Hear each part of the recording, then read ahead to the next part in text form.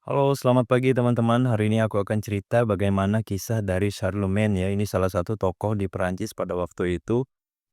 Ini menjadi bab penting dalam sejarah Eropa pada abad pertengahan. Nah, jadi beliau ini dikenal sebagai pendiri Kekaisaran Romawi Suci atau Holy Roman Empire dan tokoh yang menyatukan sebagian besar Eropa Barat setelah runtuhnya Kekaisaran Romawi di Barat ya. Jadi awal kehidupannya namanya adalah Charles I atau Charlemagne kalau bahasa Prancisnya ya.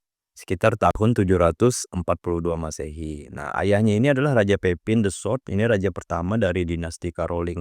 Sedangkan kakeknya itu adalah Charles Martel, pahlawan yang mengalahkan pasukan Muslim di pertempuran Tours tahun 732 Masehi ya. Jadi setelah ayahnya meninggal pada 768 Masehi itu kerajaan Frank itu dibagi dua antara Charlemagne dan adiknya Carloman ya. Nah, namun setelah Carloman meninggal secara mendadak, Charlemagne tadi menjadi raja tunggal kerajaan Frank.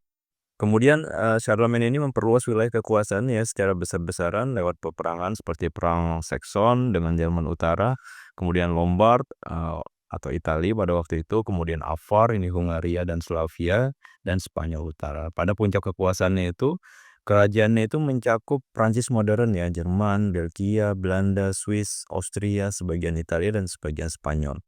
Kemudian Charlemagne ini sangat dekat dengan gereja Katolik, ia mendukung, pendidikan rohani, membangun, biara dan sekolah, serta menyebarkan agama Kristen ke daerah-daerah baru. Sebagai balasannya, Paus Leo III itu menobatkannya sebagai Emperor of the Romans atau Kaisaran Romawi pada hari Natal 25 Desember tahun 800 Masehi di Basilika Santo Petrus, Roma. Penobatan ini menandai lahirnya Kekaisaran Romawi Suci ya, atau Holy Roman Empire. Nah, sebuah upaya untuk menghidupkan kembali semangat Kekaisaran Romawi Barat dalam versi Kristen Eropa.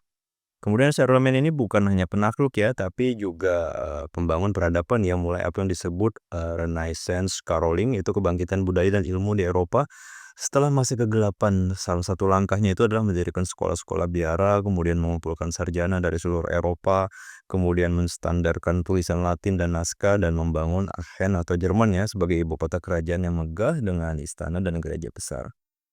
Kemudian Charlemagne ini meninggal pada tahun 814 di Aachen dan dimakamkan di sana. Jadi setelah wafat ini ia membagi kerajaan itu kepada anak-anaknya. Tapi setelah ia meninggal, kekaisaran itu terpecah, terutama setelah perjanjian Verdun yang membagi wilayahnya menjadi Francia Barat, cikal bakal Prancis, kemudian Francia Timur, ini cikal bakal Jerman, dan Francia Tengah, ini wilayah Italia. Namun warisannya tetap besar ya, jadi ya ini disebut sebagai Bapak Eropa. Kemudian menjadi simbol persatuan antar gereja dan kekuasaan